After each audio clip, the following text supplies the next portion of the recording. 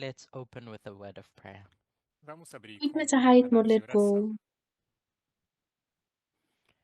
Dear God, as we continue, Drahý Bože, jak pokračujeme, it's my prayer that as we explore the political world, modlím se za to, abychom při zkoumání politického světa I pray and ask that we may not forget modlím se a prosím, abychom nezapomínali the relationship between that and Christ in us, the hope of glory. na vztah mezi tím a Kristem a námi, nadějí a slávy. And so I ask for you to abide in us A tak tě prosím, abys v nás zůstával, as we learn more about your style of government. když se dozvídáme více o tvém stylu vlády. I pray all these things in Jesus' name. Amen. O to vše se modlím ve jménu Ježíše. Amen. So I won't recap what we did in part 1. Nebudu tedy rekapitulovat to, co jsme dělali v první části, Point that I wanted to try and make ale klíčový bod, který jsem chtěl zdůraznit, I think 2024 is the year of the Sunday law. je, že si myslím, že rok 2024 je rokem nedělního zákona, But connected to that is the message of the Sunday law. ale s tím souvisí i poselství nedělního zákona, Which is the message of righteousness by faith. což je poselství o spravedlnosti z víry, In looking to Jesus as the desire of all ages. v pohledu na Ježíše jako na touhu všech věků,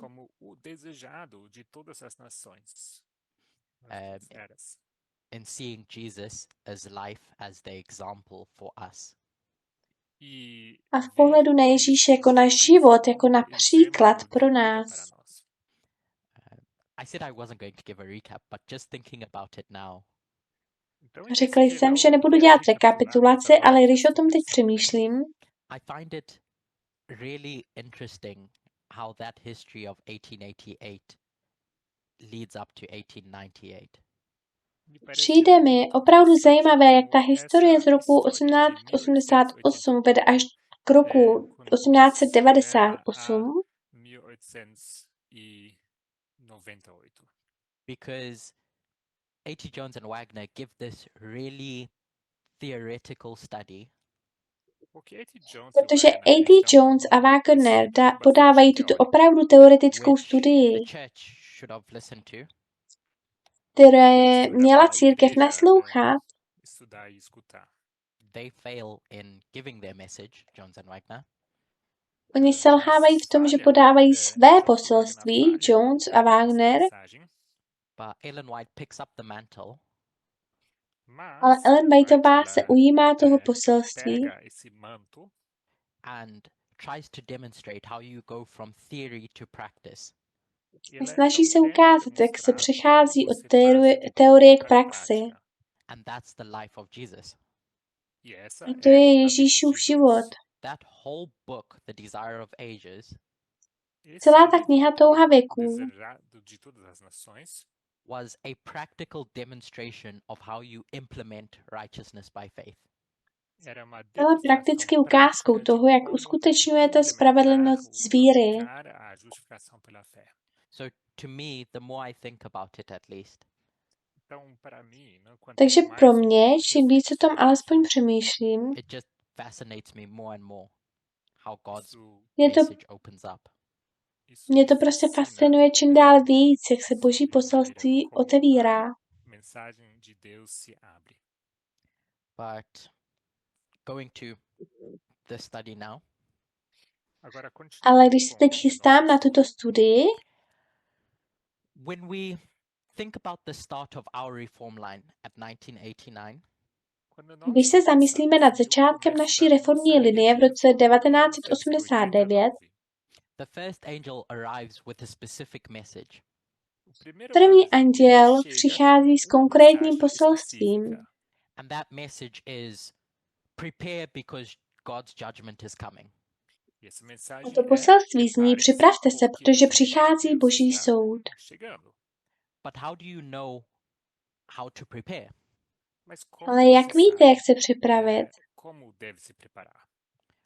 What should you even be looking for this preparation? Co byste vůbec měli hledat, abyste se mohli připravit? And so in 2001, the second angel and the third angel come.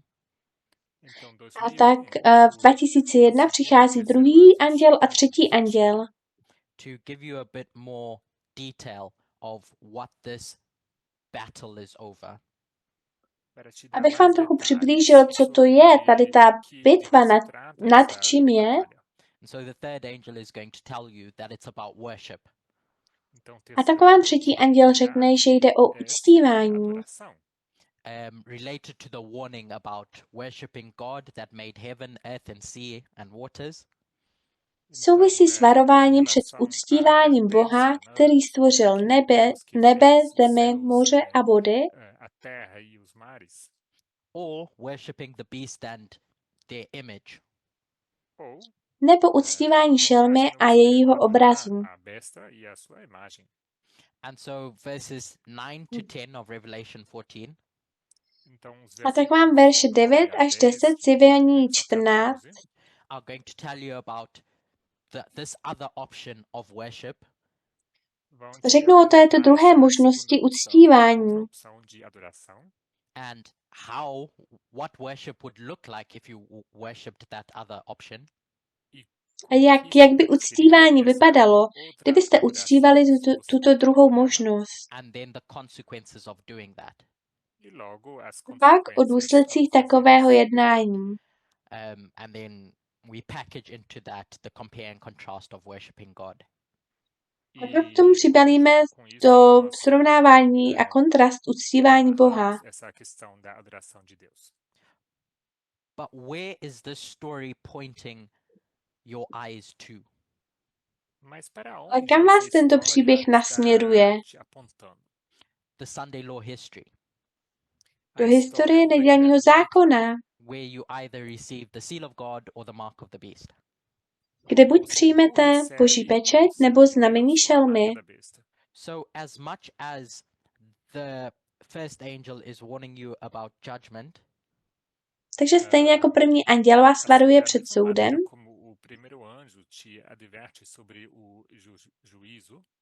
all attention is brought to this waymark. veškerá pozornost je upřená na tento milník, Where the eyes should be focused, the Sunday law. že kam by měly být ty oči upřeny na ten nedělní zákon. The more I draw it, doesn't look like an eye. Čím více zde kreslím, tím méně to vypadá jako oko. The point is that this is the focus of the story, the midpoint. Ale moje pointa je, že tady to je to zaměření se v tom příběhu, ten středový bod. So in 1989, when Elder Jeff is teaching, A tak v roce 1989, když starší Jeff vyučuje, from 1989, od roku 1989, he's giving a warning about the approaching Sunday law. on dává varování před blížícím se nedělním zákonem. And so the Time of the End magazine points you in that direction. The Sunday law is coming. A tak vás časopis Čas konce upozorňuje tímto směrem, že nedělní zákon se blíží. Daniel 11 verse 41 is about the king of the north going into the glorious land. Daniel 11:41 je o králi severu, který jde do slavné země, Which we line up with the Sunday law. což dáváme do souvislosti s nedělním zákonem. So in 2018 when the midnight cry is given, Takže v roce 2018, kdy je dáno půlnoční volání, and our focus somewhat shifts to the king of the south, a pozornost se nějakým způsobem přesunuje na krále jihu. all that's happening is we are now filling in the gaps about how the King of the North does this. Takže vše, co se děje, je, že vyplňujeme mezery v tom, jak by to tady udělal král severu. And after that, the world. A pak svět. Verse 42, I want to read it. Chci přečíst verš 42 And 43. a 43, Yes. Daniel 11, ano. Versículos 42 y 43. It speaks about how the King of the North is going to, after going into the glorious land, Mluví se tam o tom, jak král severu po vstupu do slavné země Rei do norte, após entrar na Terra Gloriosa, is going to now focus on ruling the world. se nyní zaměří na vládu nad světem. De como reinar o mundo. Because it says that the King of the North is going to stretch their hand over the world and they're not going to escape. Protože říká, že král severu vztáhne ruku na svět a neunikne mu. Contra as terras e não escaparão. But it's verse 43 that I find interesting. Zajímavý mi však připadá verš 43. Because it tells you what the King of the North wants to control, what the King of the North wants to have power over. Říká totiž, co chce král severu ovládat, nad čím chce mít moc. Sobre o que ele quer ter poder. Over the treasures of gold and of silver and of all the precious things of Egypt. Nad poklady zlata a stříbra a nad všemi drahocennostmi Egypta. I won't go into it in lots of detail right now. Nebudu to teď rozebírat do velkých podrobností. But what is the objective of the King of the North? Ale co je však cílem toho krále severu? What does it want to flex its muscles over? Nad čím chce napnout své svaly? Power in this story is connected to the economy.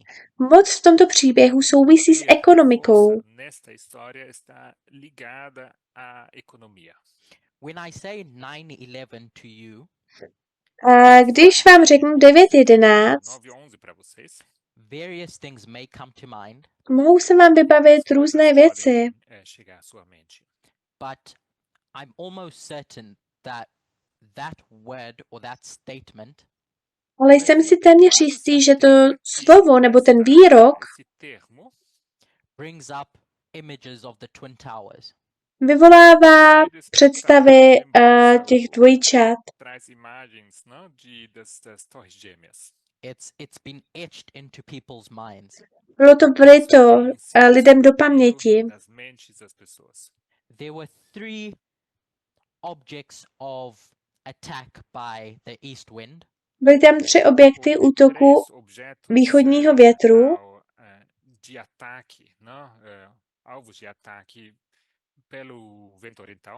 The Pentagon. What analysts hypothesize.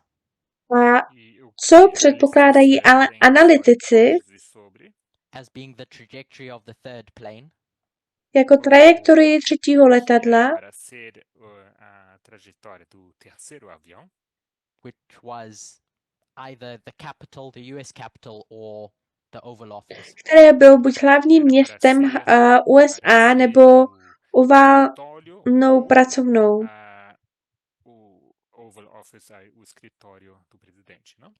But it's the third one, the Twin Towers in the World Trade Center. Ale je to třetí, ty 2 věže a World Trade Center, světový obchodní centra, that mostly stands as the memorial of 9/11. Co nejvíce stojí jako symbol nebo památka 9/11. World Trade Center being the symbol of the US economic power. O Centro Mundial de Comércio como símbolo do econômico dos Estados Unidos. The economy has been at the heart of the Sunday law from when the third angel arrived. Ekonomika je od příchodu třetího anděla přímo v centru Michaelova výnosu. Desde que o terceiro anjo tem chegado.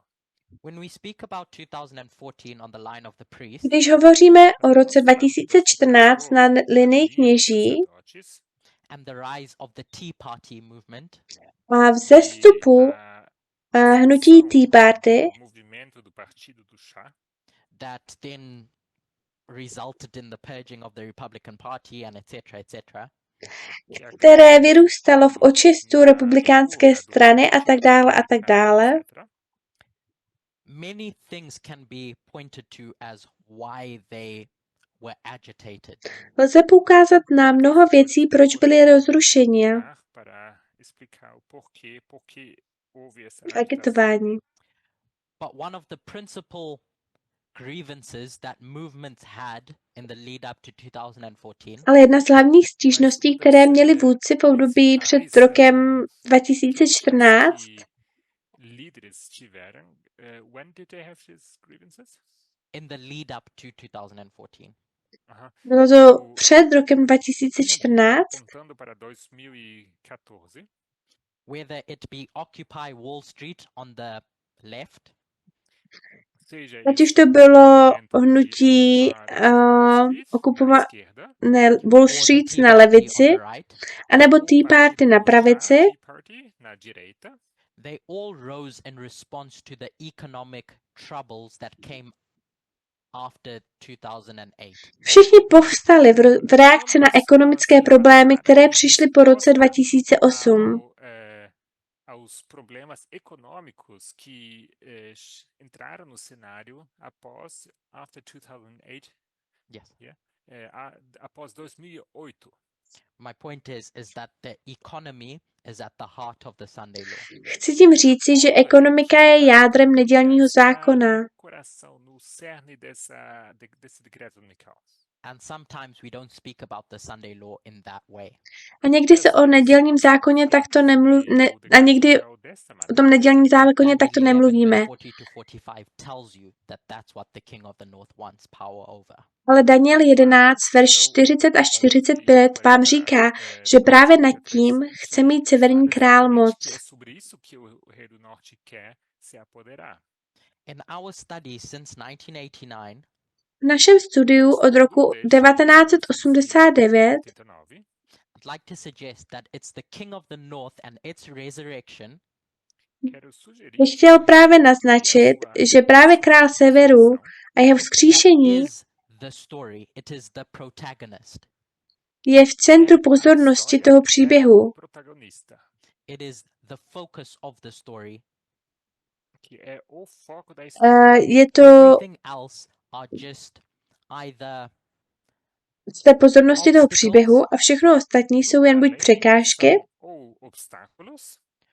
or side characters in the King of the North story. nebo vedlejší postavy v příběhu krále severu.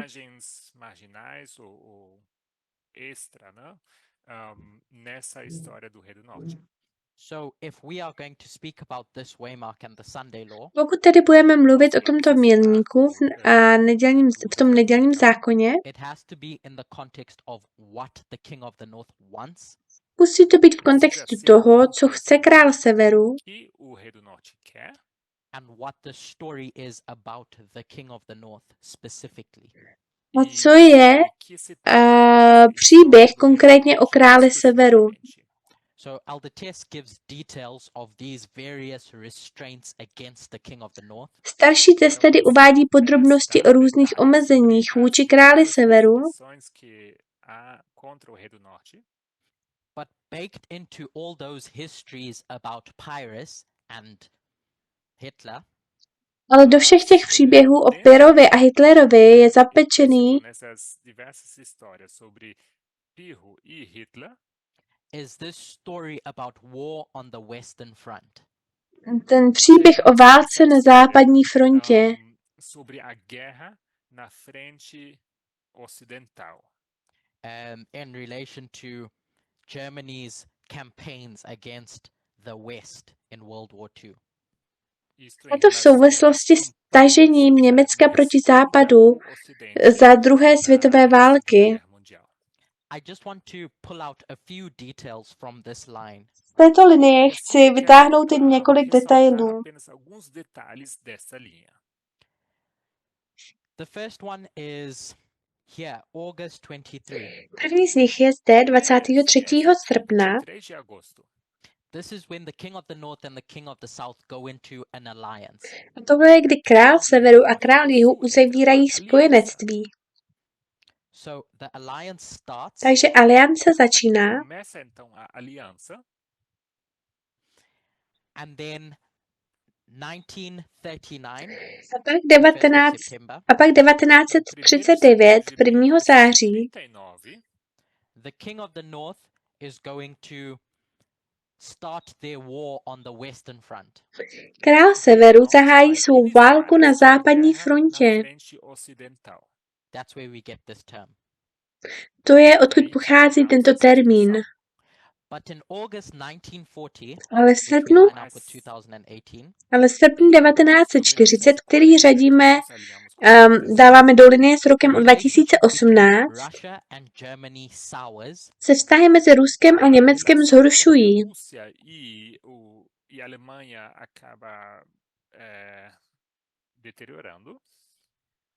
and in 1941, in June, A v roce 1941 v červnu, when Germany invades the USSR in Operation Barbarossa, kdy Německo v rámci operace Barbarossa napadne Sovětský svaz,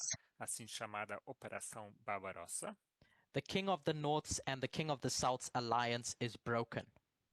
tak to spojenectví krále severu a krále jihu se rozpadá. Ever recover after that? A obnoví se někdy poté? No. Ne. From this point on, they both are on two different paths. Od tohoto okamžiku se oba vydávají po různých cestách. In 1945, V roce 1945 the king of the South, Russia, joins the Allies, se král jihu, Rusko, přidává ke spojencům, specifically the USA, konkrétně k USA, to bring down the king of the North, aby svrhli krále severu, which we line up with 2021. což dáváme do linie s rokem 2021. So, after that alliance sours in 1940, Poté, co toto spojenectví v roce 1940 ztroskotá, it's never repaired. už se nikdy nenapraví. The king of the North and the king of the South are not in an alliance going forward. Král severu a král jihu nejsou v alianci, která by pokračovala.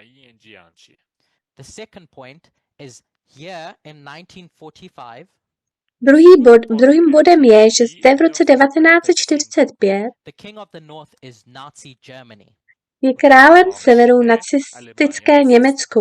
So who is the USA in this story? Kdo jsou tedy v tomto příběhu USA?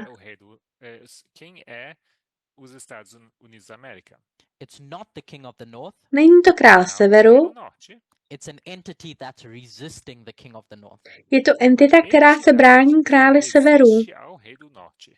The third point Třetím bodem is that when we take these histories of Alpha and Omega, je, že když vezmeme tyto dějiny alfa a omega, these alpha histories are histories of failure. jsou tyto dějiny alfa dějiny selhání. History of World War II Selhání. Russia Takže tyto dějiny Ruska za druhé světové války jsou dějinami is a selhání. history of failure for the king of the North. Jsou dějinami selhání pro krále severu. So when you do line upon line with the Omega history, Takže když děláte linii na linii s historií omega, as Elder Tess points out and jak demonstrates, na to ukazuje a upozorňuje starší Tess, you have to change who wins. musíme změnit to, kdo vítězí. So here the king of the nebo north toho, is kdo defeated, vítězí. Takže zde Aqui je o rei král do severu norte é poražen, derrotado, but here the king of the north wins. ale zde král o severu rei do norte vítězí. ganha. And I want us to keep in mind that the USA A chci, abychom měli na paměti, že Precisamente que os USA Estados Unidos da América represents something that the king of the north is defeating. představují něco, co král severu representa poráží. algo o que o rei do norte está derrubando. On our line, Na, I na, said that this is when you can mark the souring of the alliance between Trump and Putin. Então, na na naší nossa linha, linii jsem řekla, že právě v tomto okamžiku onde můžete eu disse označit que to gostaria, podemos marcar o padání momento spojenectví mezi onde Trumpem a Putinem. temos uma deterioração entre Trump e Putin. So I just want to keep that I want that to be at the back of our minds Takže chci, abychom Quero to que měli você na sempre paměti, mantenha isso em mente when we think about what Trump is doing with Putin right now. když budeme přemýšlet o tom, quando co teď vocês Trump s considerem Putinem dělá. o que Trump está fazendo com Putin atualmente. What you see is not all there is. Co vidíte, není všechno, Aquilo que nós co tu je. enxergamos não é tudo que está aí na verdade. History shows us that the king of the north and the king of the south are not in an alliance anymore. Historie nám ukazuje, že král severu a král jihu už nejsou ve mostra spojenectví. que rei do norte e rei do sul não estão mais numa aliança.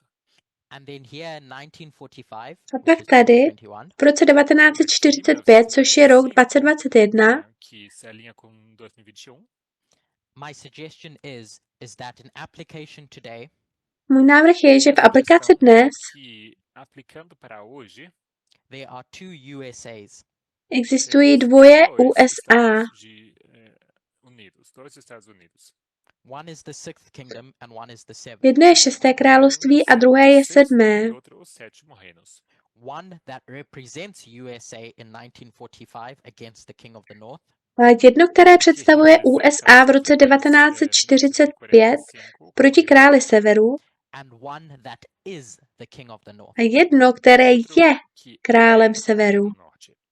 I won't expound on that in a lot of detail now, Nebudu to teď vkládat příliš podrobně, explicar muito mais em detalhe agora. but it's just something to keep in mind as we go forward. ale je to jen něco, co bychom měli mít na paměti, až budeme pokračovat. À medida que nós avançamos. As I mentioned in my first presentation, Jak jsem zmínil ve své první prezentaci, I've been teaching or trying to teach about how democracies die in the 21st century. učil jsem nebo snažil jsem se učit o tom, jak demokracie v 21. století umírají.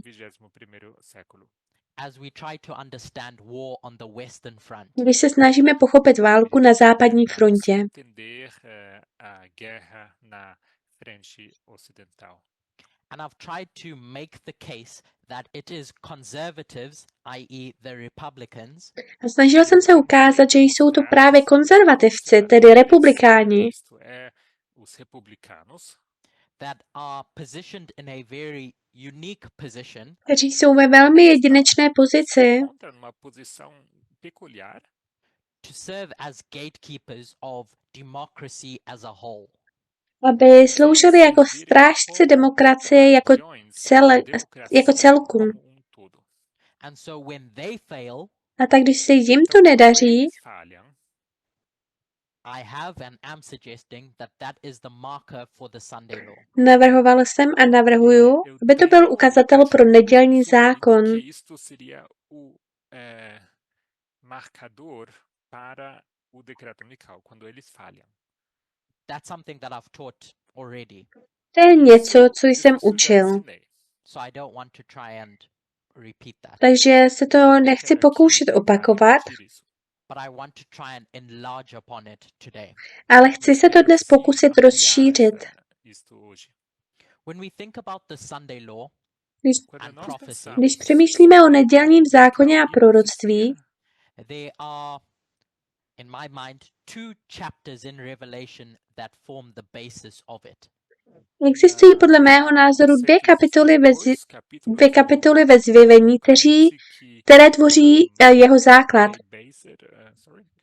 that are the basis of understanding the Sunday law. Ty jsou základem pro pochopení nedělního zákona. Para entender o decreto dominical. Revelation 13 and Revelation 17. Zjevení 13 a zjevení 17. Revelation 17 is going to tell us about the 7 kingdoms. Zjevení 17 nám bude vyprávět o 7 královstvích. And so this isn't a in-depth study of Revelation 17. A tak toto není hluboké studium z toho zjevení 17. Elder Parminder has done something similar a few weeks back. Starší Parminder před několika týdny udělal něco podobného.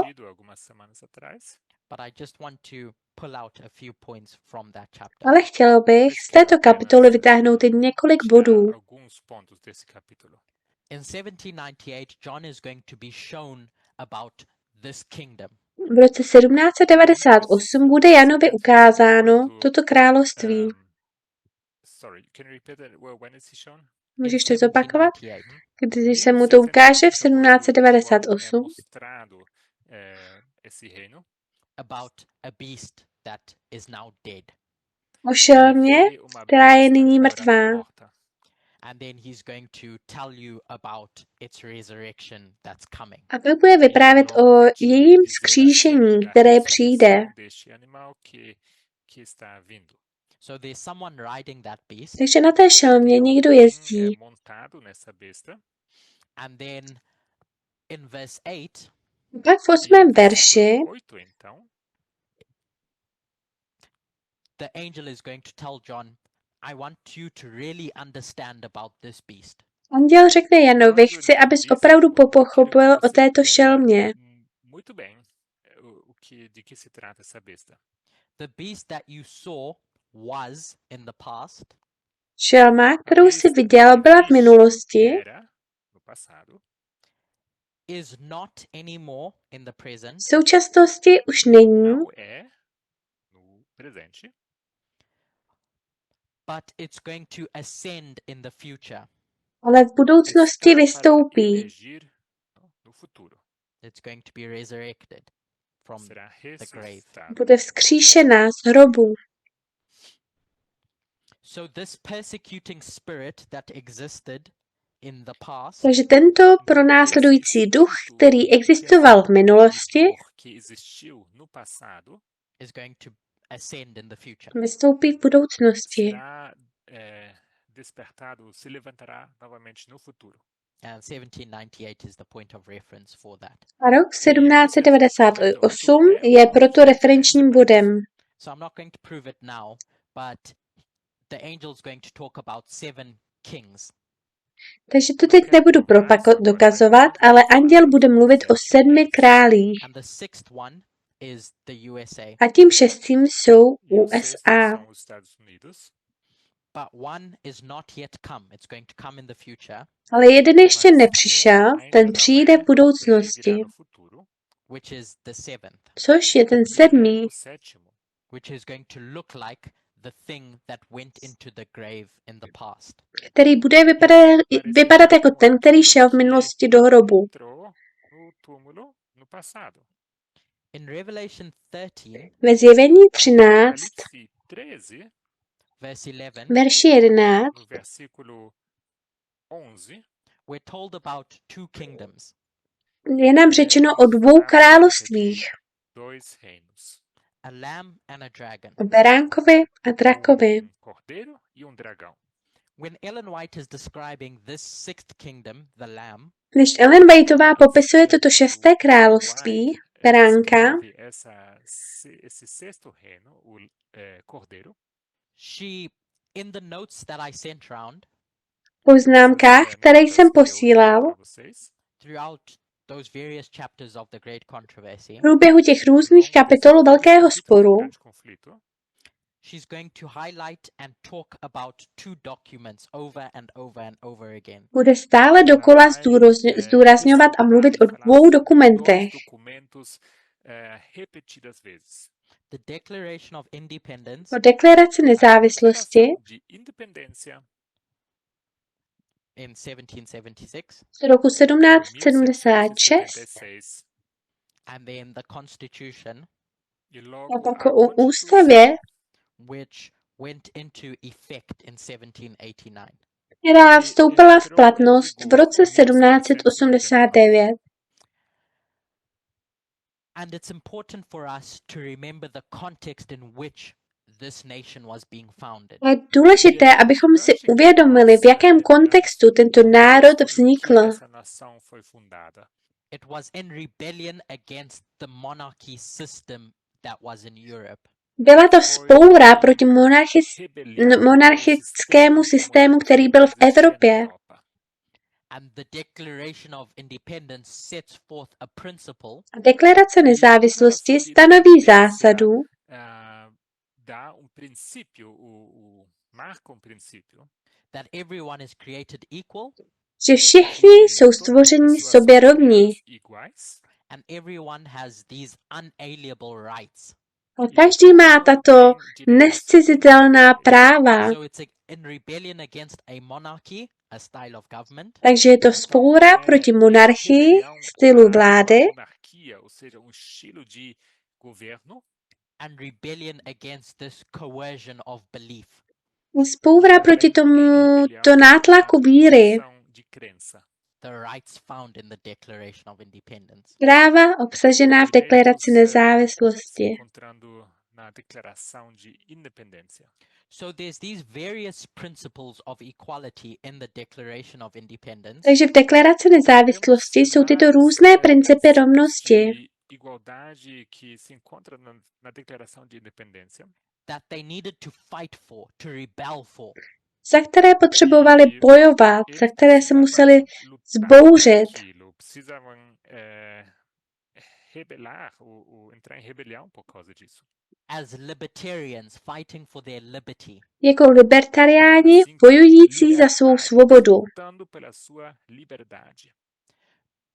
But after this revolution, ale po této revoluci logo após dessa revolução, they realized and recognized that they needed some sort of guidance. Si uvědomili a uznali, že potřebují nějaké vedení.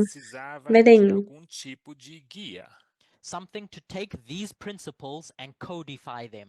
Něco, co by tyto principy převzalo a kodifikovalo. And so the Constitution creates these institutions. Tak ústava vytváří tyto instituce, to protect the rights found in the Declaration of Independence. na ochranu práv obsažených v deklaraci nezávislosti. In quote number 1 in the document I sent round, Citátu číslo 1 v dokumentu, který jsem posílal, the quotes, ten článek,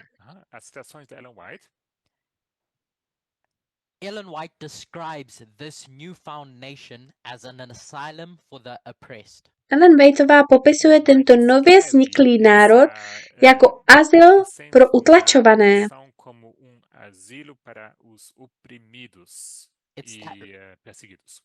It's that rage, that libertarian spirit. Je to ten hněv, ten libertariánský duch, found in the Declaration of Independence, který se nachází v deklaraci nezávislosti,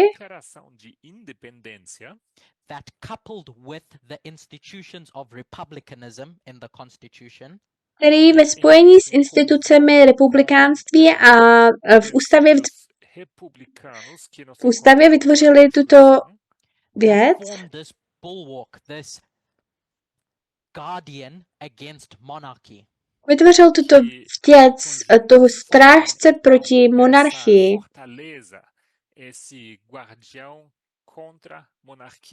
Or authoritarianism. Nebo autoritářství.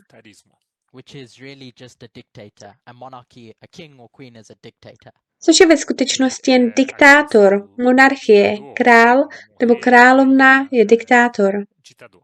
And so over time, the sixth kingdom, a tak postupem času šesté království uses the institutions found in the Constitution využívá instituce obsažené v ústavě to expand the rights found in the Declaration of Independence. K rozšíření práv obsažených v Deklaraci nezávislosti. That's what Ellen White is saying in all those quotes in that document. To je to, co Ellen Whiteová říká ve všech těch citátech v tom dokumentu. But embedded in that narrative, ale v tomto vyprávění je zakotveno, is that another kingdom comes along, a dragon, je, že přichází další království, drak, outro poder vem personificado como dragão, that is now going to reshape the institutions here, který nyní přetvoří zdejší instituce, not necessarily change them, ne, že by je nutně změnil, but repurpose them ale přetvoří je, dar novo propósito a ela. to replicate the character of the fifth beast. tak aby kopírovali charakter páté šelmy. Replicar as características da quinta besta. There's the article that I sent across by Edward Price. Je to článek, který jsem poslal od Edwarda Price. And in his commentary, he notes the tension between these two documents or these two impulses. A ve svém komentáři si všímá napětí mezi těmito dvěma dokumenty nebo těmito dvěma impulzy. Essas duas entidades, esses dois documentos.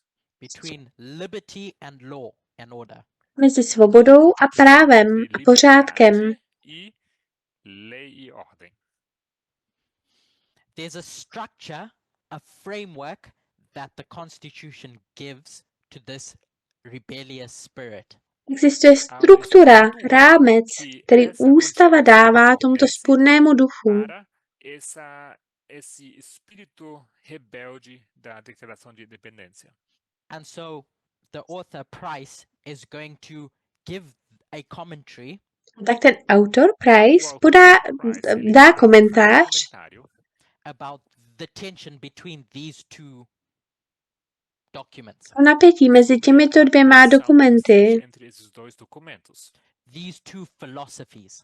Těchto dvou filozofií. Pointing out that they are necessary. Poukazuje na to, že jsou nezbytné. However, when you get a strong populist rise up, nicméně, když povstane silný populista, levantamento popular forte, with eyes of ruling the coffers, the gold and silver of the world, s vidinou ovládnutí státní pokladny zlata a stříbra světa, assumir o controle sobre os cofres, o ouro, as riquezas do mundo, you get a USA that hasn't existed before. Bude USA, které předtím neexistovalo. Because the progressive elements found in this document, protože ty progresivní pokrokové prvky, které se nacházejí v tomto dokumentu, where we spoke about the USA was meant to grow as it understood or enforced those principles. Kde jsme hovořili o tom, že USA měly růst, když tyto principy pochopili nebo prosadili,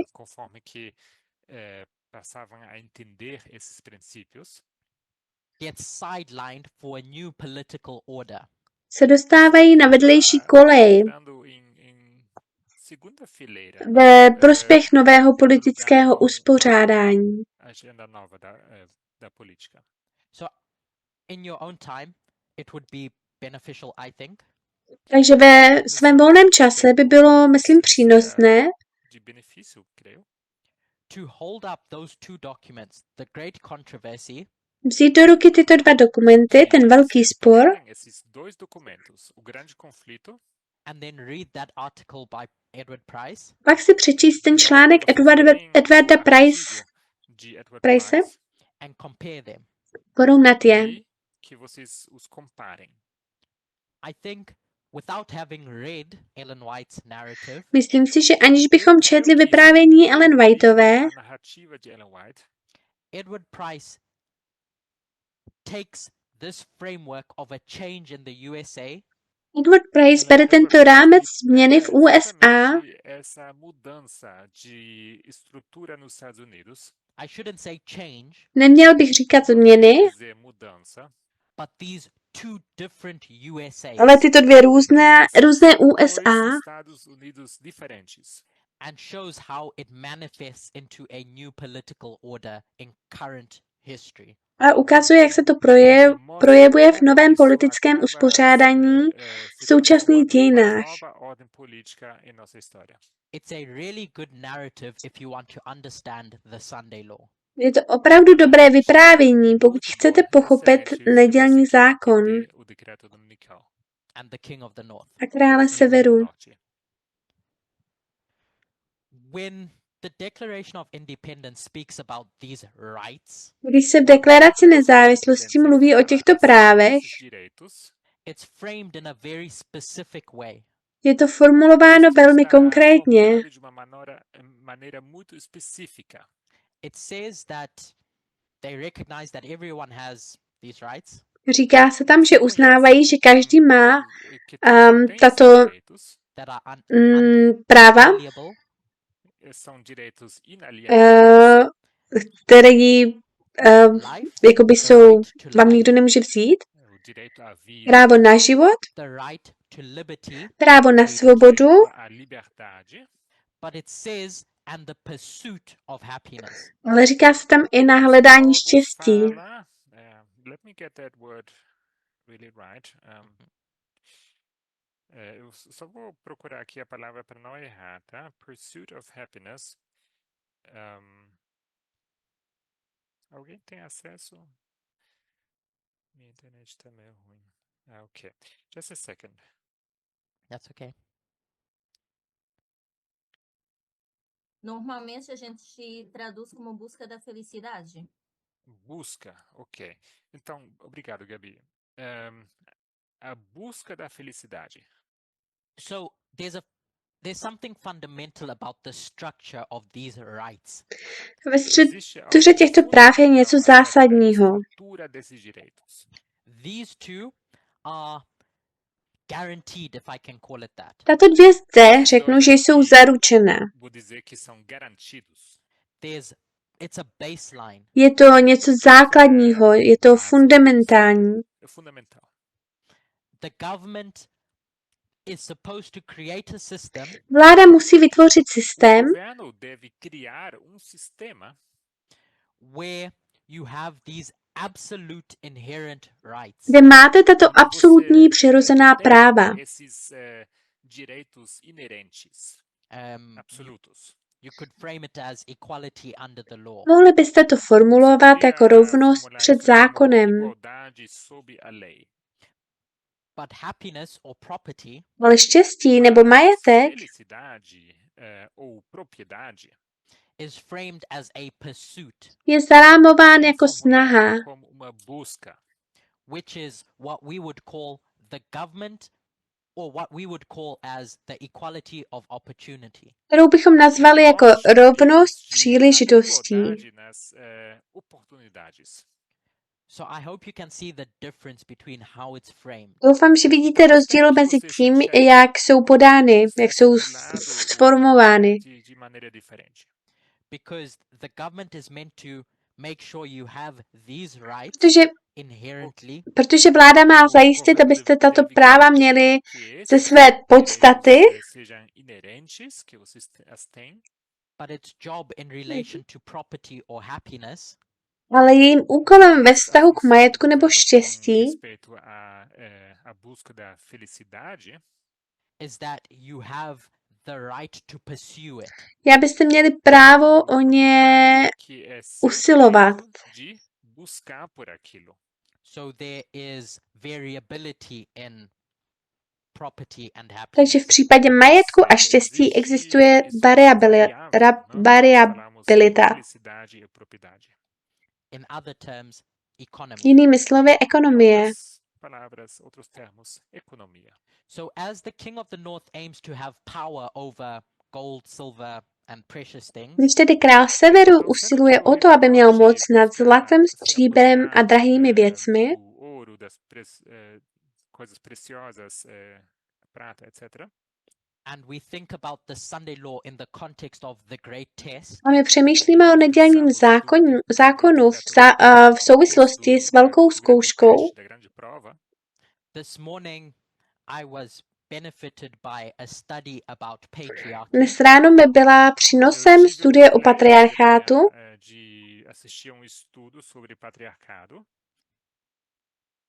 I'm suggesting that when we think about this term patriarchy, Naznačuji, že když přemýšlíme o tomto pojmu patriarchát and its various faces a jeho různých tvářích at an institutional level, the Na- government, na institucionální úrovni, tedy we can't o separate vládě, it from power over economy. nemůžeme to oddělit od moci, nemůžeme ho oddělit od moci nad ekonomikou.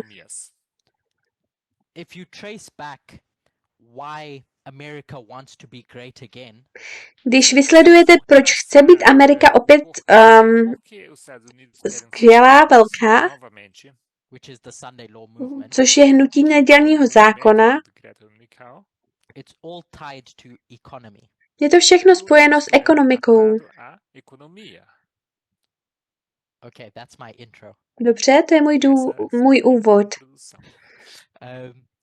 But I bring up all of this Ale uvádím to všechno, to try and demonstrate proto abych se pokusil ukázat, how the Sunday law is not about voting. že nedělní zákon není o hlasování. It's about democracy. Jde o demokracii. It's about the change from the sixth kingdom to the seventh. Jde o změnu ze 6. království na 7.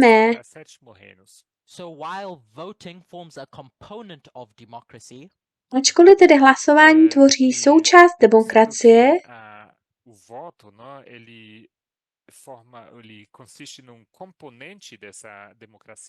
it is not the be all and end all of democracy. není jejím základem a cílem And the protection of these fundamental rights. Ačkoliv tedy hlasování tvoří součást demokracie, není jejím základem a cílem. I've spoken about in other presentations A mluvil jsem v jiných prezentacích, how to sustain a democracy jak k udržení demokracie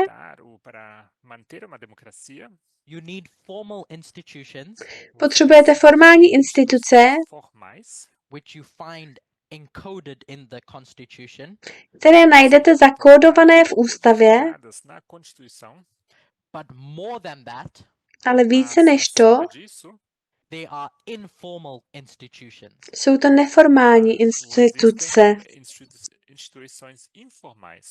I won't discuss them now, Nebudu je teď rozebírat, but my point is that to sustain a democracy, ale chci říct, že pro udržení demokracie voting is just a small component of that.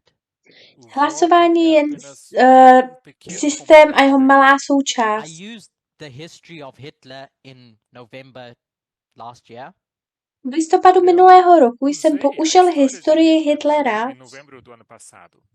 to try and demonstrate how democracy was subverted in the Weimar Republic.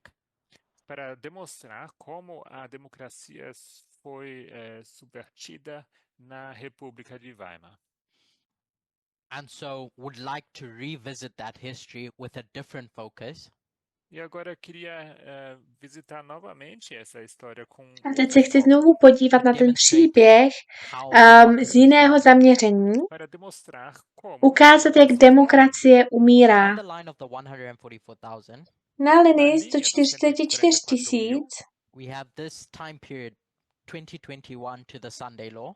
temos máme esse período tu de periodu od 2021 2021 do nedělního zákona, But on the line of the Levites, you have two small waymarks in this dispensation.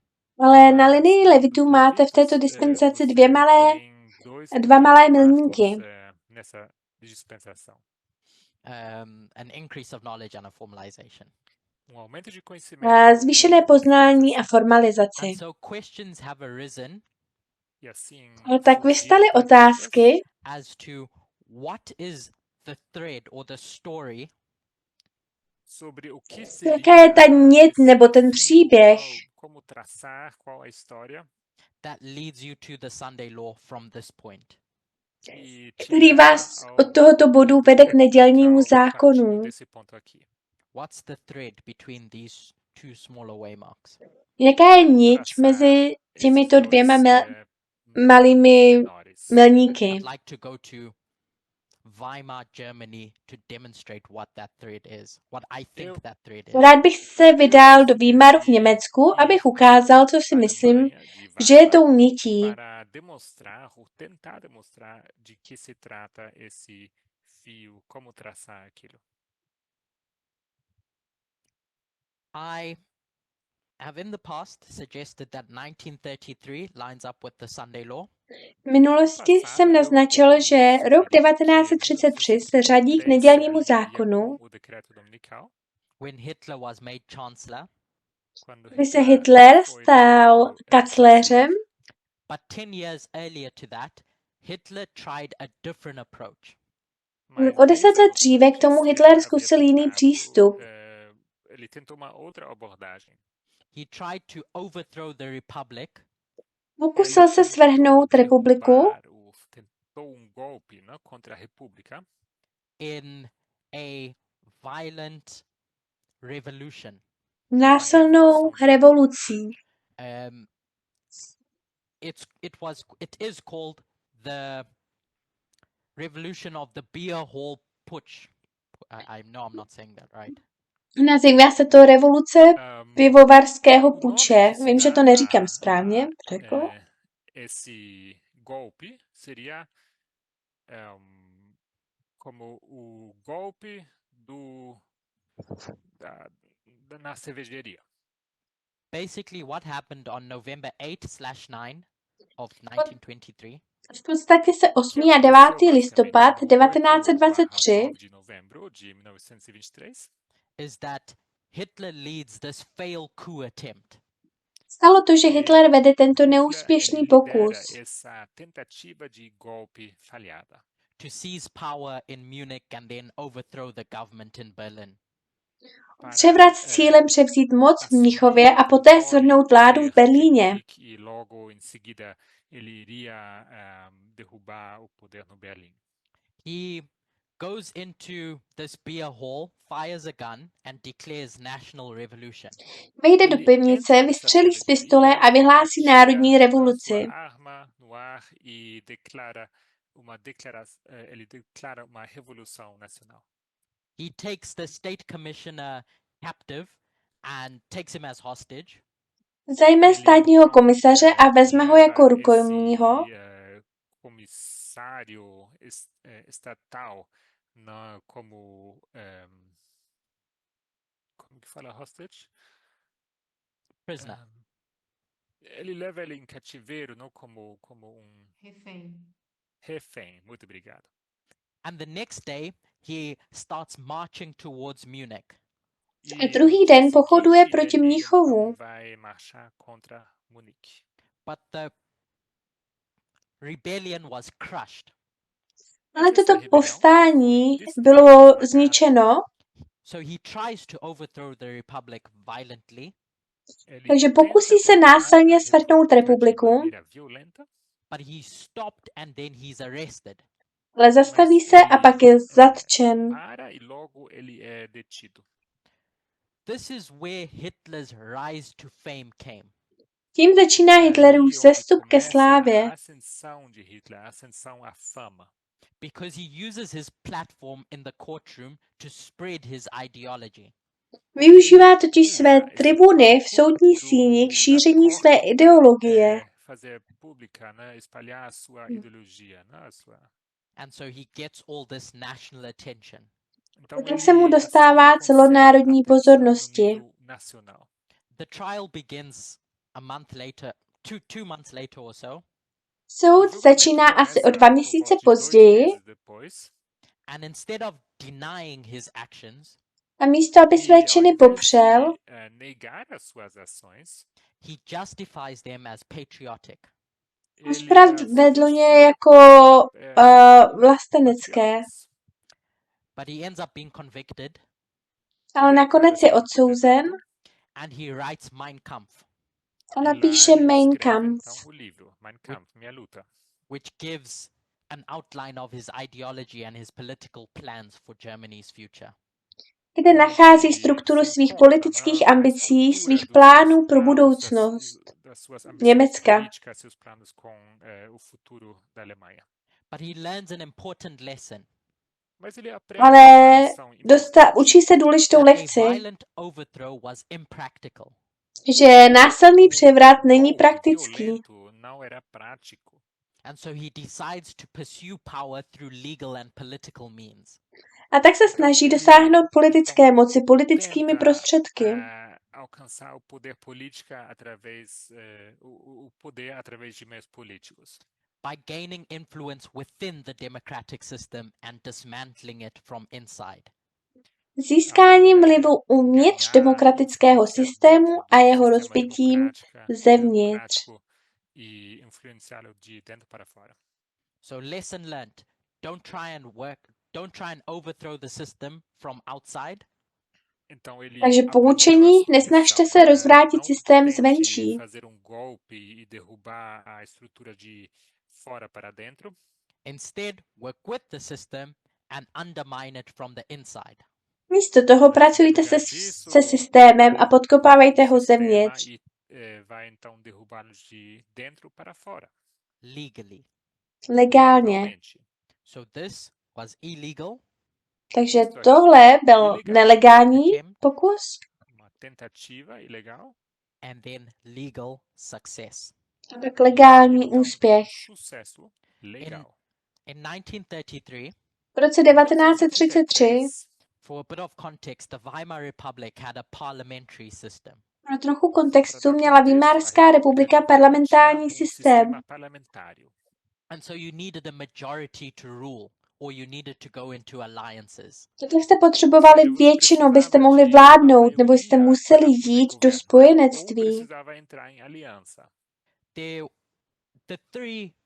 The four main parties involved in that history 4 hlavní strany, které se na té historii podílely, were the center party, byly strany středu, střední, byli to konzervativci, the Nazi party, nacistická strana, which was conservatives, you're far right, což byli konzervatisti, ta krajní pravice, and what were the DNVP, a co byli DNVP, zase konzervativci. His name was Schleifer. A jedna konkrétní osoba se jmenovala Schleifer. He was the chancellor in the lead up to this crisis. On byl kancléřem v době, která vedla k této krizi. He fails to solve the country's problems because they're coming out of depression. Nedaří se mu řešit problémy země, protože se dostává z deprese.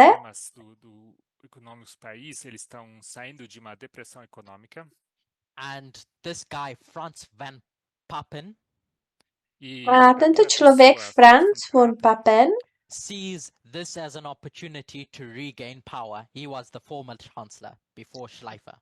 On vidí příležitost, jak znovu získat moc. Byl to bývalý kancléř před Schleiferem. Tinha sido o chanceler anterior antes de Schleifer. And so he looks at Hitler and sees this is someone we can use. A tak se podívá na Hitlera a vidí, že tohle je někdo, koho můžeme využít. And so Papen meets with him and proposes a coalition government. A tak se s ním Papen sejde a navrhne mu koaliční vládu. Governo em coalizão. And the idea was to make Hitler chancellor and surround him with non-Nazi cabinet members to control him. A ta myšlenka byla taková udělat Hitlera kancléřem a obklopit ho neonacistickými členy vlády,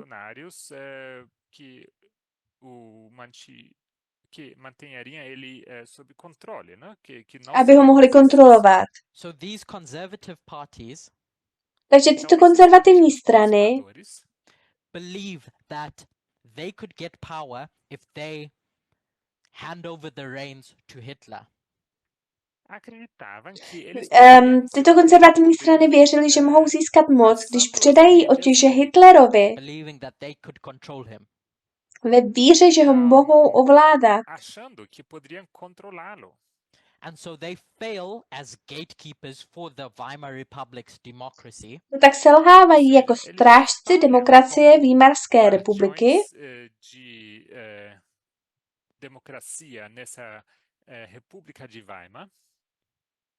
Because in January 1933, protože v lednu 1933 they form an alliance with the Nazis, and Hindenburg dochází k jejich formálnímu spojenectví s nacisty a and Hindenburg the other conservative elites a další konzervativní elity decide to appoint Hitler as chancellor. se rozhodnou jmenovat Hitlera kancléřem. And then a few months later, he passes the Enabling Act, which gives him all the power he needs. A o několik měsíců později přijme zmocňovací zákon, který mu dává veškerou potřebnou moc,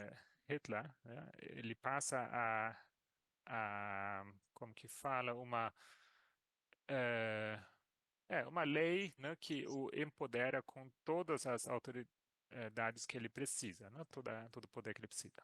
So that's the first history I wanted to discuss as pointing to ours. A o několik měsíců později přijme zmocňovací zákon, který mu dává veškerou moc, kterou potřebuje. Takže je to první historie, kterou jsem The chtěl second probrat, is in Daniel 11. jako ukazující na tu naši. Druhá je v 11. kapitole knihy From k verse Daniel, 11 to 16. od 11. do 16. verše. I'll try and skim through this history. Pokusím se tuto historii zběžně projít, Ler de forma mais dinâmica essa história. But essentially, these verses speak about the Battle of Raphia and Panium.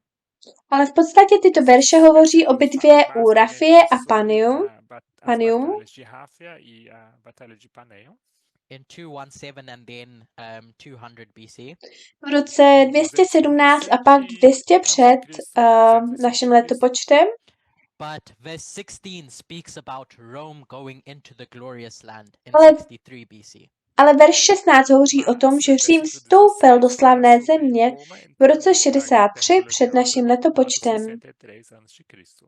When this study was developed in 2016, Když byla tato studie v roce 2016 vypracována, it was understood that this waymark of 63 BC bylo pochopeno, že tento milník z roku 63 před naším letopočtem lined up with the Sunday law.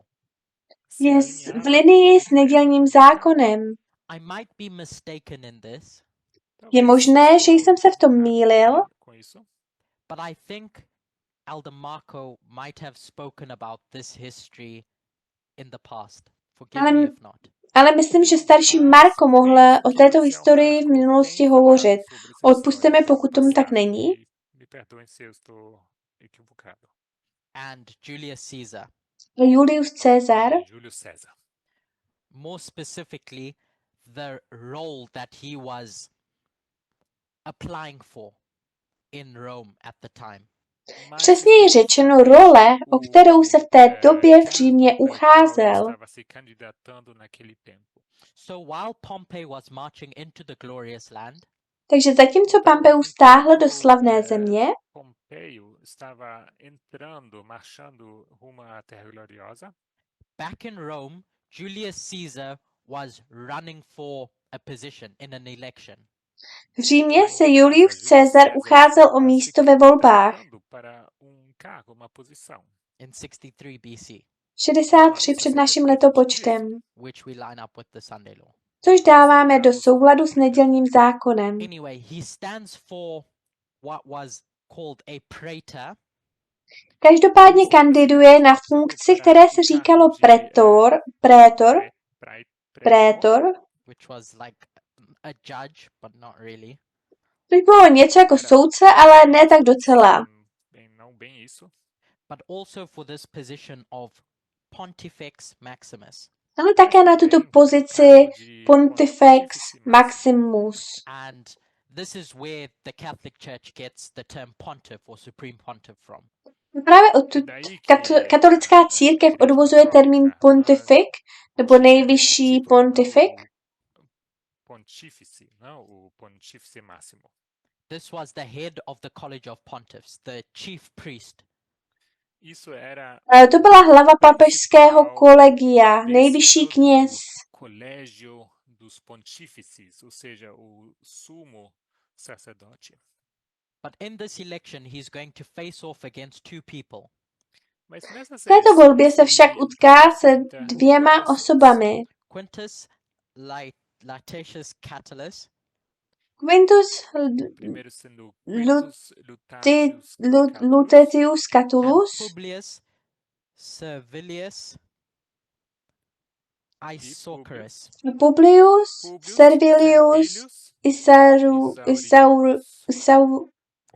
When scholars look back at this Isauricus. history, they look back at it with surprise. Když se učenci ohlížejí za touto historií, dívají se na ní s překvapením, Because Caesar was kind of like a nobody at that point. protože Cezar byl v té době tak trochu nikdo. Desconhecido, era ninguém naquela época. So just a bit of context about these two people.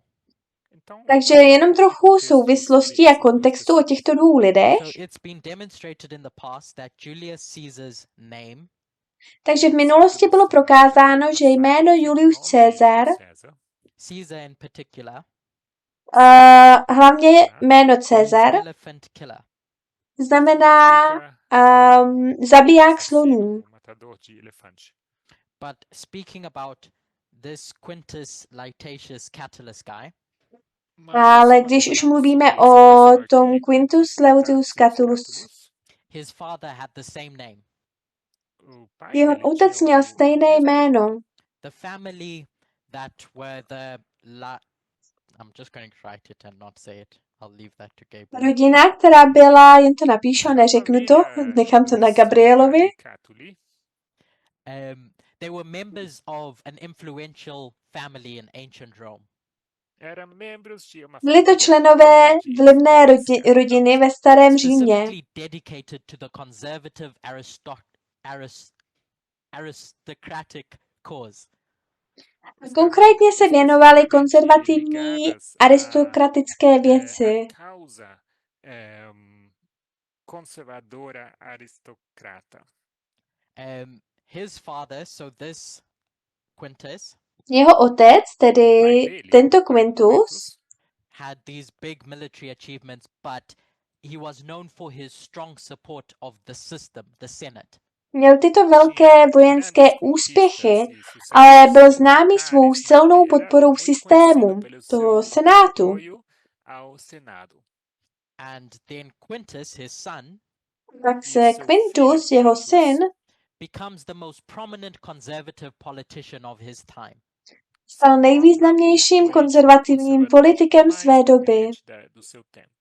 During the Roman Republic, there were two dominating rival factions. Stává se nejvýznamnějším konzervativním politikem své doby. The Optimates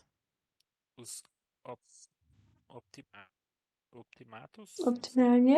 who favored the power of the Senate and resisted reforms because they viewed them as a threat to control.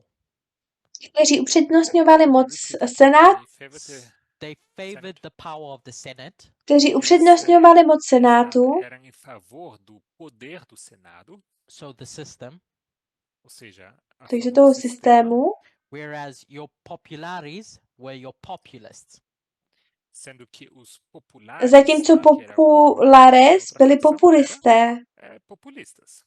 So the whole point is that this Quintus Takže celá pointa je v tom, že tento Quintus was a conservative that sought to protect the system. byl konzervativcem, který se snažil chránit systém. proteger o sistema.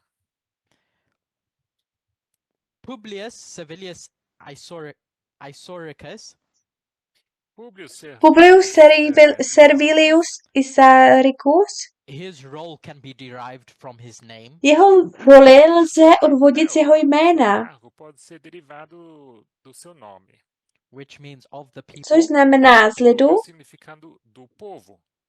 and Servilius meaning servant. Servilius znamená služebník. Significando servo.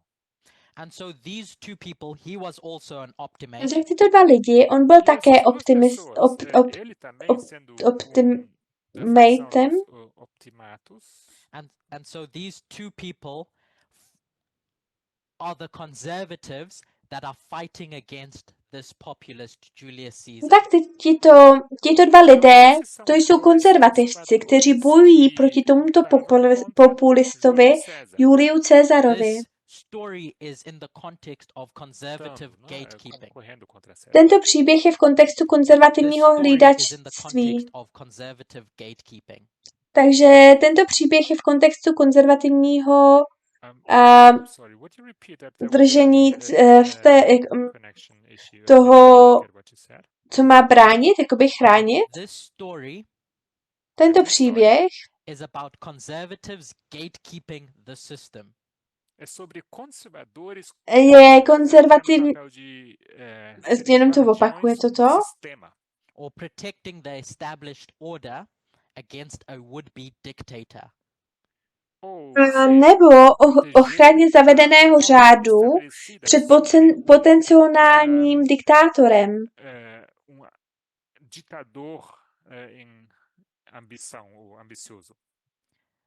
So let's go to application. Takže přejdeme k aplikaci. Então vamos agora à aplicação.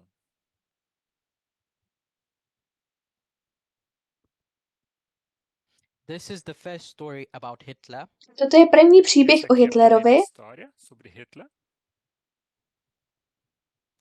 The second one is a story about Julius Caesar. Druhý příběh je o Juliu Cezarovi. And this is today. Tohle je dnešní den. Nebo dnešní doba. In 1833 he's made chancellor. V roce 1833 se stává kancléřem. 973 ele é eleito nomeado chanceler. In 1823 he tries a violent overthrow of the system. V roce 1823 se pokusí o násilné zvržení systému. Derrubar o sistema, né, de forma violenta. In between that he's convicted of his crimes. A uprostřed toho je odsouzen za své zločiny. Ele é condenado pelos seus crimes.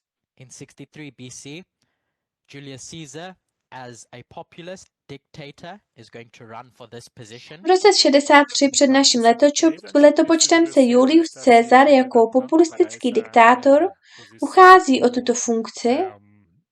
Ditador populista. And I forgot to mention he won that election. A zapomněl jsem zmínit, že tyto volby vyhrál.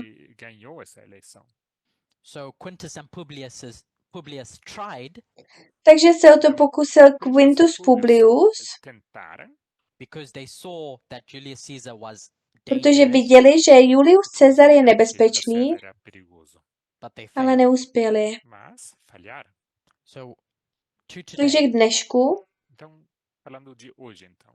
I first want to talk about this Weimar 2021. Nejprve chci mluvit o tomto milníku o roce 2021. LDTS gave us hints as to the date of this Weimar on the Western Front. Starší test nám poskytla několik informací a tipů k tomuto datu, když mluvíme o západní frontě. As being January 6th. S odkazem na 6. ledna. Se referindo a 6 de janeiro. But I'd like to give a bit more weight of evidence to that. Ale já bych rád k tomu přidal ještě trochu větší váhu anebo důkazů In the context of line upon v line. kontextu linie na linii. de linha sobre linha. So, briefly, I just want to share my screen with an article. Chci se podělit o obrazovku a ukázat článek. Mostrar artigo. So this article was written on the 15th of January, so about a week after the January 6 riots. Tento článek byl napsán po nepokojích 6. ledna. Bylo to pár dní po tady z toho 6. ledna. The author talks about the various histories that authors point to when talking about Trump. Autor v něm hovoří o různých historiích, na které autoři poukazují, když mluví o Trumpově. But then in this paragraph, Ale pak v tomto odstavci neste parágrafo aqui, they say, I'll read it in full if that's říkají, okay, and then you can přečtu to celé, jestli to nevadí, a pak to přeložíte. Nevertheless, in the aftermath of January 6 storming of the Capitol by a fervent mob hoping to overturn Trump's electoral defeat, a litany of commentators invoked one notorious incident surrounding the rise of Nazi leader Adolf Hitler as a cautionary tale for Washington in 2021. Nicméně po bouře v hlavním městě 6. ledna, kterou rozpoutal rozvášněný dav v naději, že zvrátí Trumpovu volební porážku, se litánie komentátorů odvolává na jeden notorický známý incident kolem vzestupu nacionalistického vůdce Adolfa Hitlera jako na varování pro Washington v roce 2021. Adolf Hitler, como conto de advertência para Washington em 2021. And then going down, A pak, když půjdeme dolů, Descendo, avançando. I'll paraphrase tento this one. příběh budu parafrázovat. In November 1923, V listopadu 1923 1923, Yes. 1923, Hitler, who was a nobody, Hitler, který byl nikým, ninguém, tries to violently overthrow the system. pokusí se násilně ele tenta svrhnout derrubar systém. o sistema de forma violenta. And it talks about that history of the beer hall push that we spoke about. A pak mluví o tom pokusu, E aí ele o fala, převrat v tom então, pivovaru, o kterém dessa, jsme už né, se do zmínili, golpe nessa cervejaria que a gente já mencionou. As a national revolution. jako o národní revoluci. Uma revolução nacional. And then later the author goes to point out the following. A později jde autor Mas, à poukázat frente, na o autor, následující. ressalta o seguinte, I'll read this one in full Přečtu again. vou ler toto íntegra. celé. The beer hall push, as the episode would be remembered, was a failure. Hitler did not receive the local backing from politicians and security forces he expected. 16 Nazis were gunned down in the streets in clashes with police officers, etc., etc., etc. Pivovarský puč, I'll translate that. jak se na tuto epizodu bude vzpomínat, byl neúspěšný. Hitler nezískal od místních politiků a bezpečnostních složek takovou podporu, jakou očekával. 16 nacistů bylo zastřeleno v ulicích při střetech s policisty a tak dále a tak dále a tak dále. Baleados nas ruas em confrontos com policiais. 4 dos quais foram mortos. Some observers of what happened in the past have noted the similarities with the beer hall push, so they're making this connection. Então, 16 nacistů bylo zastřeleno v ulicích při střetech s policisty, z toho 4 byli zabiti a v minulosti si všimli podobnosti s pivovarským pučem, takže si to spojují. Então eles fazem essa conexão. Between that and January 6, Mezi 2021. tím a tím 6. lednem 2021. 6 de janeiro de 2021. And then going down to the end of A the pak přijdeme article, na konec článku. Agora descendo para o final do artigo.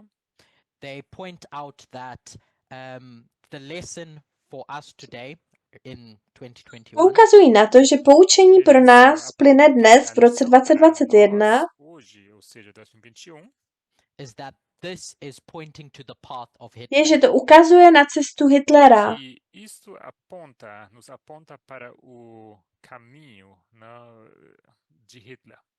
And so all the heavy lifting of line upon line has been done for us. Tak veškerá ta těžká práce té linie na linii byla za nás udělána. Já tem sido levantado para nós. You can read this article in full in your own time. A celý článek si můžete přečíst ve svém volném čase. Vocês podem ler o artigo completo no seu tempo. I could go on about it, but I think it speaks for itself and the parallels. Mohl bych v něm pokračovat, ale myslím, že mluví sám za sebe a za ty paralely. And that's why I line up that beer hall push with January 6, 2021. A to je důvod, proč řadím ten pevný puč k tomu 6. lednu 2021. With war on the Western Front. S válkou na západní frontě. Between the King of the North versus the USA. Mezi králem severu a USA. Contra Estados Unidos da América. Remember at the beginning. Vzpomeňte si na ten začátek. There was the USA against the King of the North. Měli jsme Spojené státy proti králi severu. So here we see two USAs. One that represents the King of the North. Tady máme dva Spojené státy. Estados Unidos. We have two United States. Yes, two Americas. Takže tu vidíme dvě USA. One that is the King of the North and one that is the establishment. Jedna, která představuje krále severu a jedna Spojené státy. Zřízení a druhá zřízení. V jiných studiích jsem mluvil o tom, že si myslím, že 273 jako nárůst poznání can be understood in the context of the overturning of Roe v. Wade. Lze chápat v souvislosti se zrušením s tím rozsudkem Roe versus Wade. I'm coming to a close now. Nyní se blížím k závěru. So I can't really explain this too much. Takže to nemohu příliš vysvětlovat. If you have any questions, we can discuss it during the Q&A. Pokud máte nějaké otázky, můžeme je probrat během otázek a odpovědí. But after that, Elder Terry has suggested that this waymark is May 30. Ale poté starší Terry navrhla, že ten milník je 30. května. And so the question that has been on some people's minds Takže otázka, která se objevila v myslích některých lidí, je, jak to všechno provléknout, toto všechno, v souvislosti s nadcházejícím nedělním zákonem.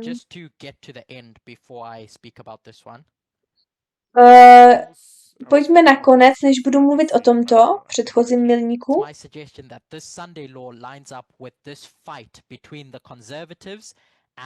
Your populist would-be dictator. Můj návrh je, že tento milník je v souladu s tímto konfliktem mezi konzervativci a tímto populistickým diktátorem. Esse ditador ambicioso, não, populista. And the failure of a gatekeeper to restrain Trump. A neschopností strážce brány Trumpa omezit. Guardião ao restringir Trump. And so the Republican Party was supposed to resist the urge to work with Trump. Tak měla republikánská strana odolat nutkání spolupracovat s Trumpem. I'm going to say this phrase, but it's not really a good one. Řeknu tuhle frázi, ale není úplně dobrá. but they sold their soul to the devil.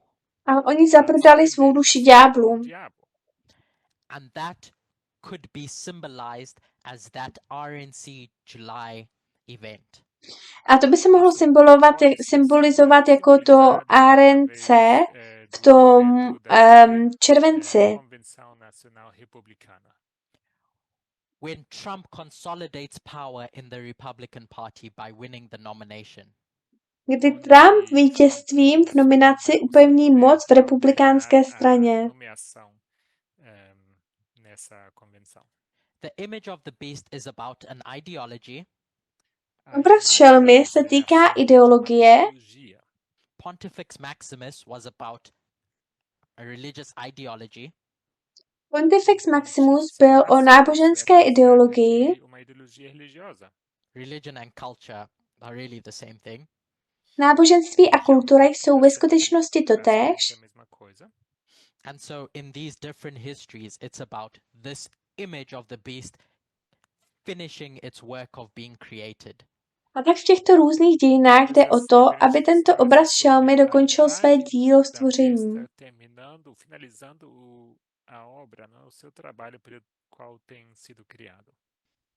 But just like Hitler in 1933, Ale stejně jako Hitler v roce 1933 or the papacy in 533, nebo papežství v roce 533,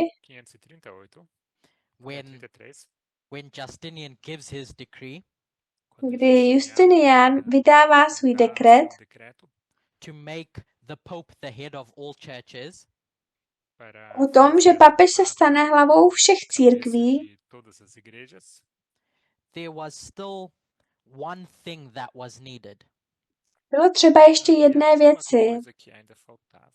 In 538, the Ostrogoths were removed V roce 538 byli Ostrogoti odstraněni and Revelation 13 frames it as the dragon giving life to the beast. Zjevení 13 to rámuje jako draka, který dává život šelmě, Or power. nebo moc. Hitler recognized the same thing, Hitler poznal totéž, that now he's got the position, his movement has reached the climax, že teď má pozici, jeho hnutí dosáhlo vrcholu, ale pak vydá zmocňovací zákon, but then he passes the enabling act, vydává ten zmocňovací zákon, ele anuncia a lei de apoderamento to get power. aby získal moc. para conseguir o seu poder.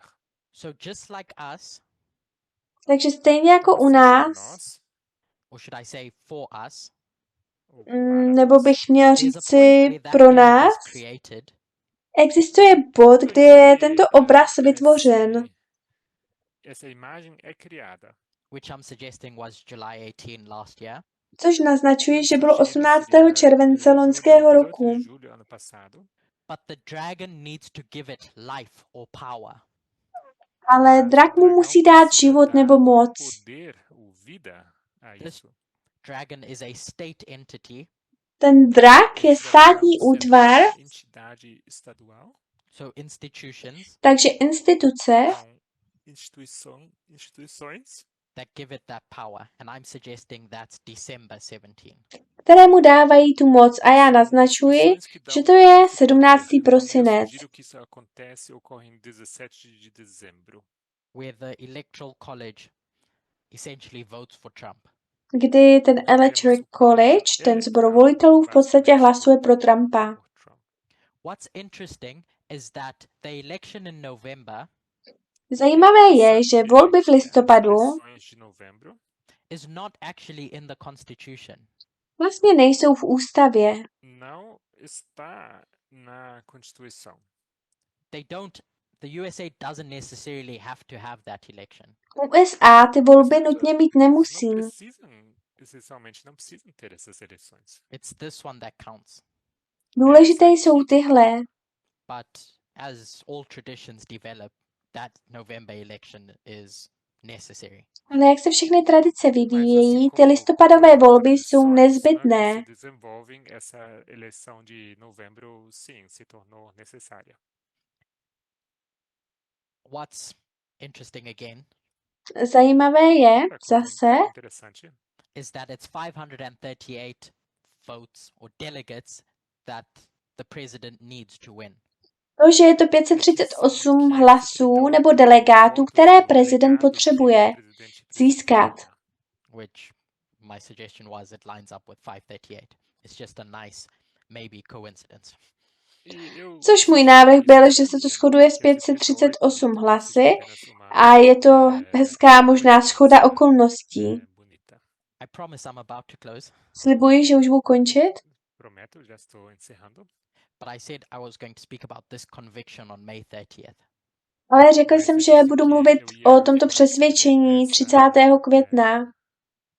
Convicção, né, que ele foi convicto, né, como fala? Ele foi julgado.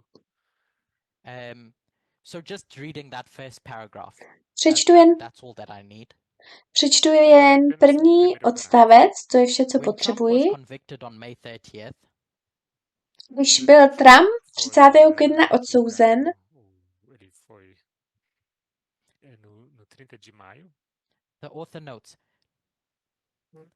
donors channeled tens of millions of dollars to Donald Trump's presidential campaign and the Republican National Committee immediately following his May 30 conviction, all but erasing the massive fundraising advantage that President Biden's campaign and the DNC once held. Když byl Trump 30. května odsouzen, autor poznamenává, že kampaň prezidenta Bidena a DNC kdysi pořádala. To vše smazává obrovskou výhodu při získávání finančních prostředků, kterou kdysi měla kampaň prezidenta Bidena a DNC. Acusações criminais de falsificação de registros comerciais, tudo isso apagando a enorme vantagem de arrecadação de fundos que a campanha do presidente Biden e o Comitê Nacional Democrata já detinham. So like Hitler, when he was convicted, Stejně jako Hitler, když byl odsouzen, that conviction wasn't a loss for the King of the North. Toto odsouzení nebylo pro krále severu prohrou. It was a victory. Byla to výhra, Because it only further stoked the flames of his support in the GOP. protože to jen dále rozmíchalo plameny jeho podpory v GOP. De apoio dentro do Partido Republicano. So the story, if anyone wants a thread, Takže příběh, pokud někdo chce niť, Se alguém quiser saber como traçar esse fio, is Trumpism taking control of the GOP. by byl Trumpismus, který přebírá kontrolu nad GOP, tou republikánskou stranou. Kde Caesar znamená zabiják slonů And the GOP is symbolized by an elephant. a republikánskou strana by byla symbolizována slonem. simbolizado por elefante. Caesar or Trump Caesar nebo Trump Ou Trump successfully managed to kill the GOP. At the tak Sunday se Law Wayman. podařilo foi republikánskou stranu zabít. o Partido Republicano no marco do decreto unical. In our first presentation, we spoke about time setting. V první prezentaci jsme mluvili o časovém nastavování času Which E 2021 a 2021, the Western Front's date is January 6. kde naznačují, že válka na západní frontě byla onde eu 6. sugiro que ledna. a guerra na frente ocidental seria o 6 de janeiro. We can see this as pointing to the Sunday Law. Můžeme to chápat jako poukázání na nedělní zákon v čase. O decreto unical em tempo.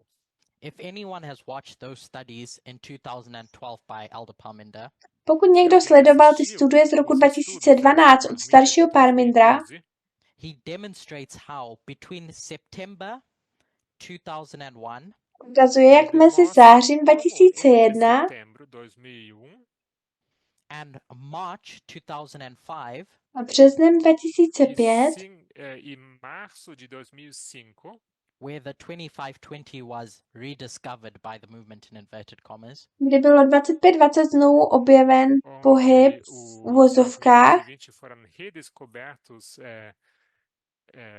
entre aspas, was 3 years, 6 months. byly 3 roky a 6 měsíců.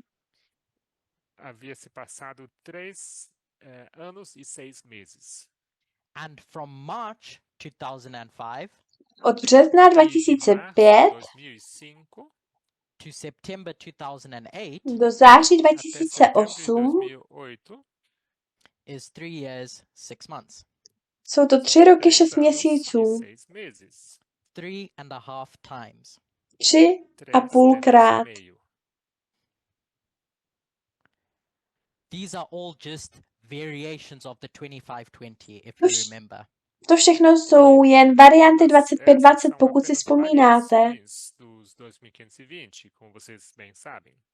Whether it's the 7 times, Ať už je to 7krát, Sendo esses os 7 tempos, which is 7 years, což je 7 let, 7 anos, or 3.5 times, which is 3 years, 6 months, nebo 3,5krát, což jsou 3 roky a 6 or měsíců, etc.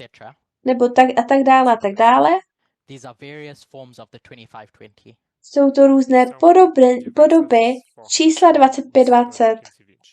Anyway, all of that is to say Každopádně to všechno se tudo týká, isso para dizer about this Nebo- 3.5 times to všechno znamená, že je to 3,5krát,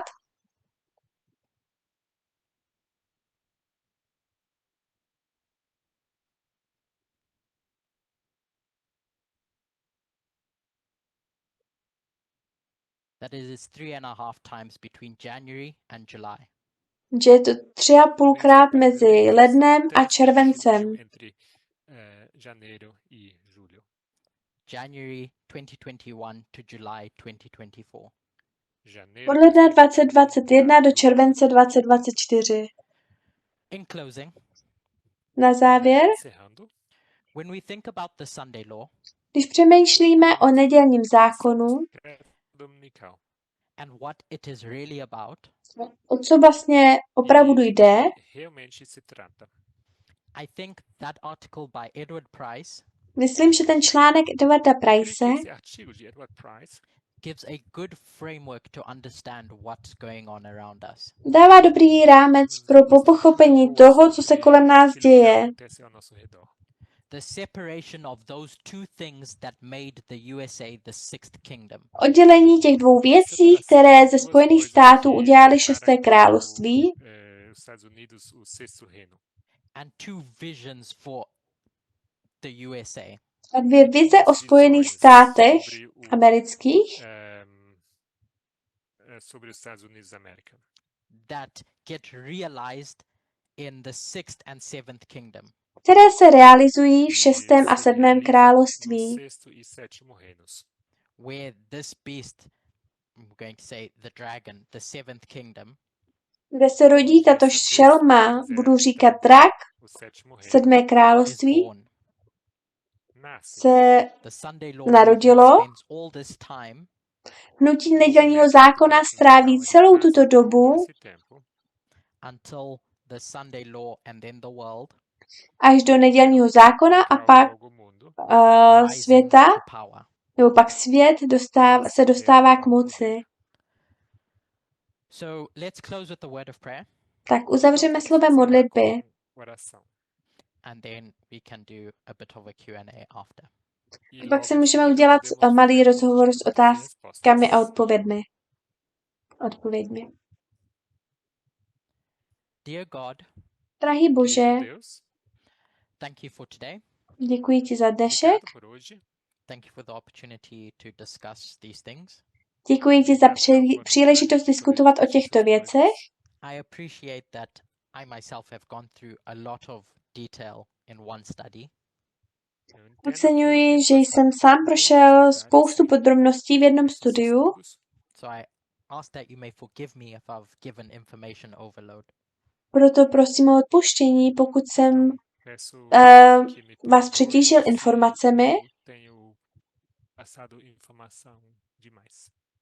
But having said all that, ale když už jsem toto Mas všechno tendo řekl, dito isso, I'm grateful that we have a movement jsem vděčný, že máme sou hnutí, agradecido que temos um movimento that can work together to understand truth. které může spolupracovat na pochopení pravdy. trabalhar em conjunto para entender a verdade. So I pray that you may be with us through the rest of the Sabbath as we spend time Modlím with se you. tedy, Então, oro que abyste s námi durante esse prožili, sábado, aby si s námi juntos prožil passemos zbytek tempo soboty. contigo. That's my prayer in Jesus' My name. s vámi Amen. budeme trávit Essa é a čas, minha to je moje oração em nome de modlitba ve Jesus. jménu Amém. Ježíše. Amen.